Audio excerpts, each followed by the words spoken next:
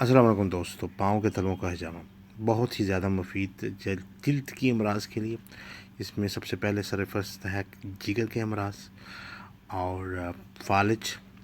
इसके अलावा hepatitis A, B और सी, डी के लिए ये बेहतरीन इलाज है।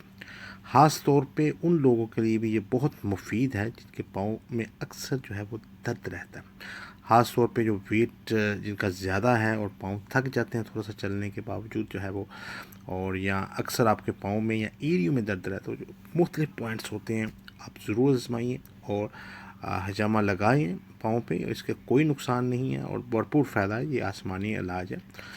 मेरा दरख्वास्त है कि चैनल को आप सब्सक्राइब करें और बेल के आइकन को जो है वो भी दबा दें और वीडियो को लाइक और शेयर ज़रूर करें। ये लाइव सेशन आप देख रहे हैं, इनके बाद इन साहब का जो है हमने जैसे इंटरव्यू किया, तो चलें आपको भी कुछ तजर्बा दोस्तों हमारे साथ हमारे पेशेंट आज के मौजूद है। What is your good name? Rasul, Rasul, and you're from Tajikistan. Tajikistan. So how was the experience for the feet hijama today?